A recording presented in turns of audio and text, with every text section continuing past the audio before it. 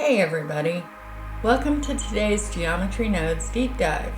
Today we're going to look at the Separate Geometry node. We'll look at the inputs, property, and output. We'll also look at a few different ways we can use this. We'll create a wall on a grid. We'll separate a sphere and create some instances on the divided points. And we'll create some bubbles on the top of a sphere using Separate Geometry. Let's head over to the Geometry Nodes workspace and dive in. We'll create a new Geometry Nodes modifier on our default cube. And let's go ahead and bring in a Separate Geometry node. The geometry input is the standard input. It can be a mesh with or without faces or a curve.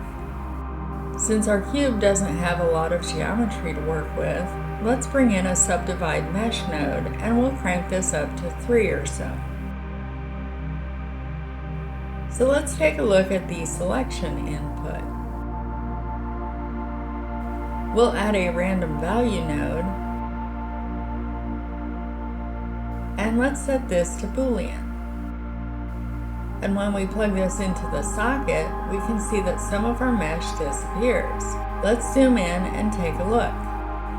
Our domain is currently set to points, so we see a lot of points selected in addition to the faces we have. So let's see what we get with edges. Now that we're selecting whole edges, we see a lot more selected, but still about the same amount of faces as before. And if we change the domain to face, then we'll have full faces selected. And we can change the selection by changing the seed value for our random selection. We can also change our probability in the random value to select more or less faces. Now let's take a look at the spline domain. Let's bring in a string to curves node.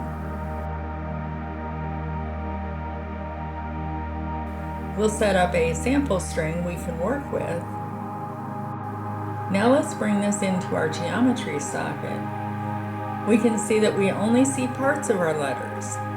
As we adjust our probability, we can see more or less of our letters.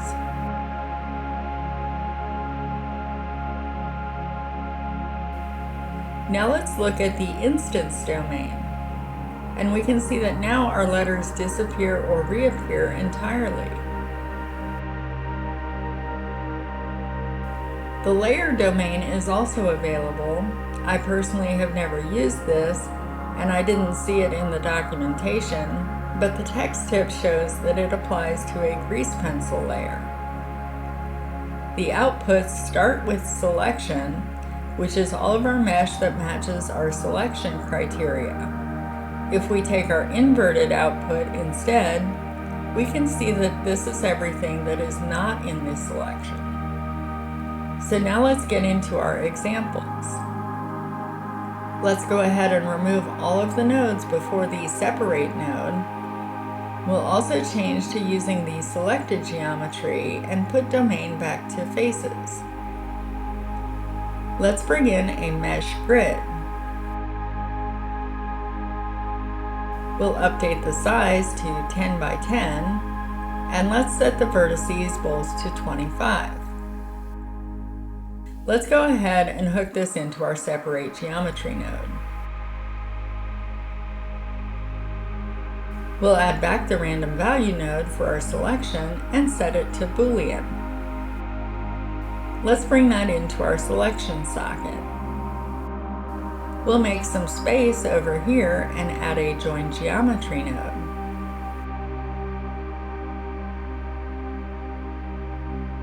The next thing we want is to add an Extrude Mesh node. And let's bring the inverted output into the mesh socket here. We'll add that to our Join Geometry node, and we can see the placement of our walls. Naturally, we can change the amount of wall space using the probability for our selector. Let's head over to our shader workspace and make a quick material for our walls. We'll start by adding a color ramp and hooking that up to our base color. We'll add a couple of color stops and adjust the gray levels a bit.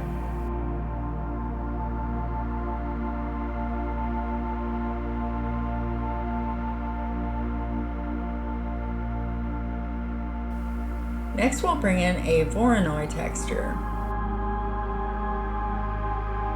And we'll also add a bump node.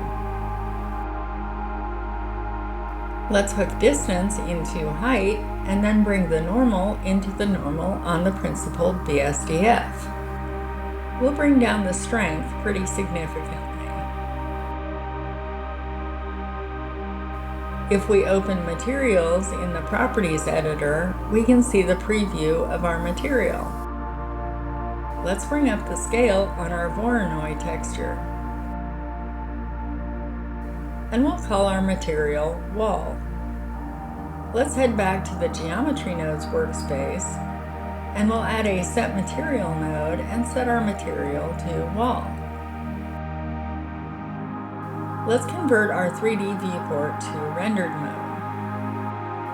Our material still doesn't look right to me, so let's head back over to the shader workspace. Let's bring our scale up a bit more to 100 and head back over to our Geometry Node workspace. That still doesn't look great, so let's bring up a shader editor here so I can adjust it with real-time feedback. Let's bring our lightest color a bit darker, and we'll bring the black down.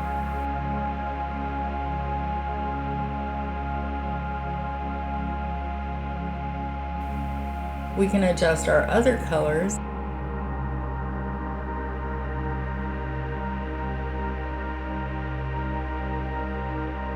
And that looks a bit better now.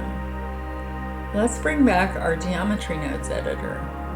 And let's zoom out on our walls here. I made a few more adjustments to the material that I forgot to film, but now we have our walls and material. So what do we do if we want a more standardized wall, not just random blocks? Well, let's take a look. Let's first move this random value node out of the way. We'll go ahead and bring in an index node. Then we'll add a math comparison node.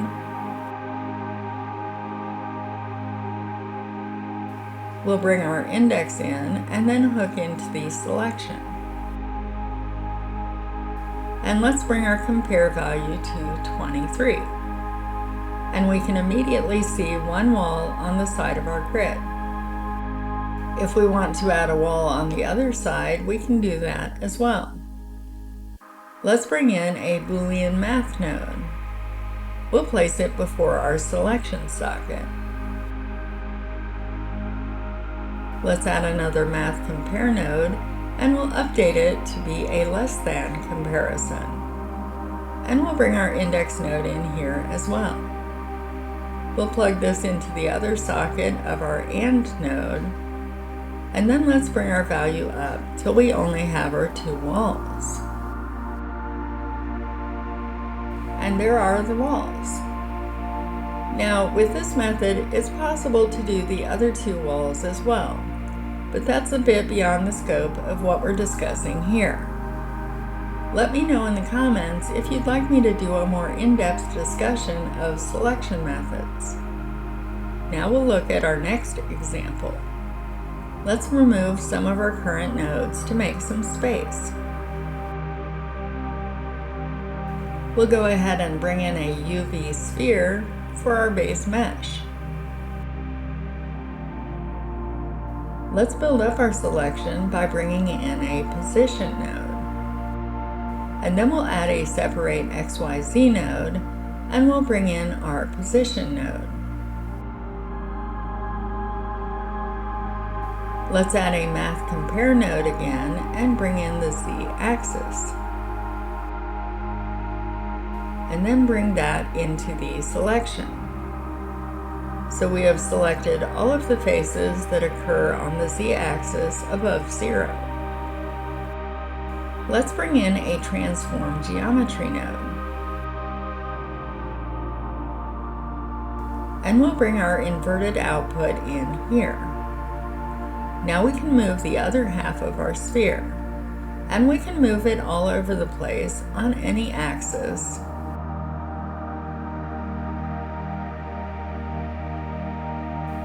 We can rotate this half as well.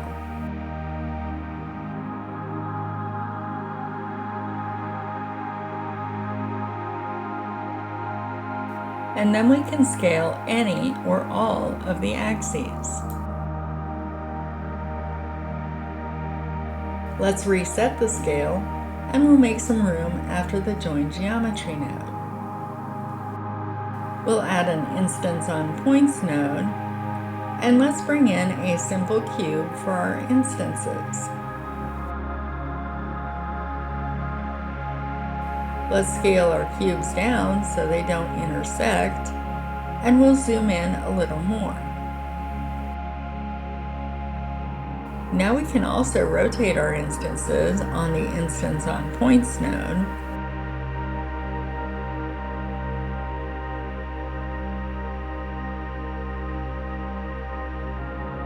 We can also scale these instances as well.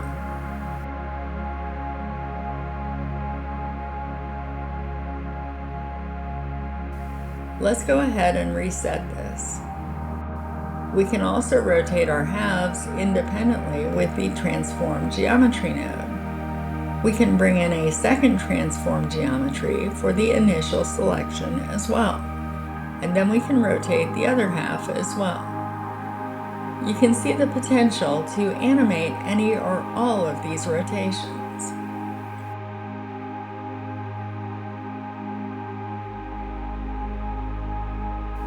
We'll go ahead and remove these for now as we move to our last example. And we'll plug our UV sphere directly into the Set Material node. Let's also remove our cube instance. And we'll bring in an icosphere for our instance instead. We'll bump up the subdivisions to 3 and bring this into our instance socket. Let's move our Instance on Points node down. We'll move our Set Material node before our Join Geometry node. We'll bring the Join Geometry node into the output.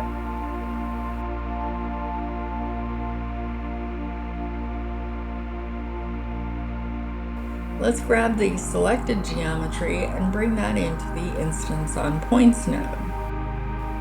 Then we'll hook this into the Join Geometry node. We'll adjust the size of our icosphere instances down.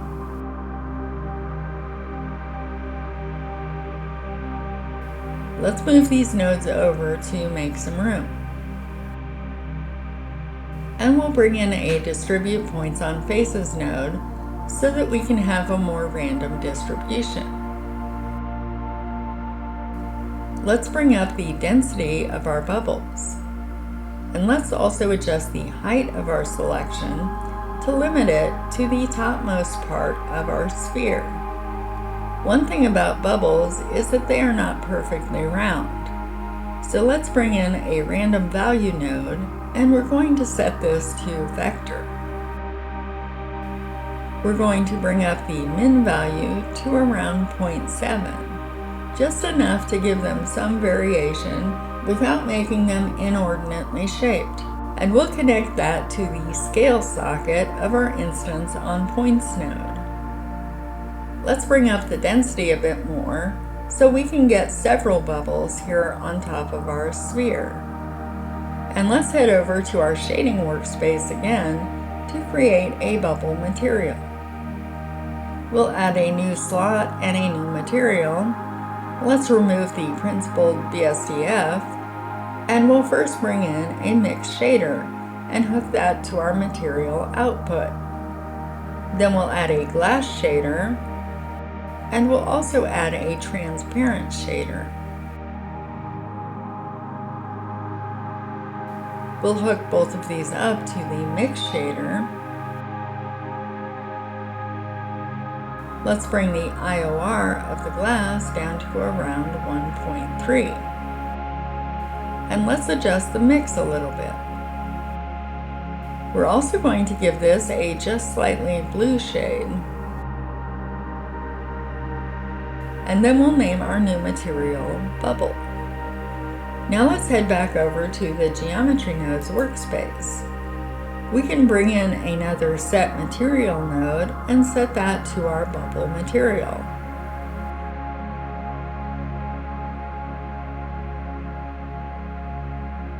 Let's move our light so we can see our bubble reflection a bit better.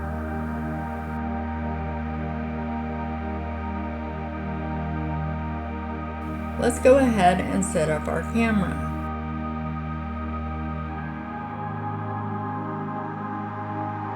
And let's adjust our world color a bit too.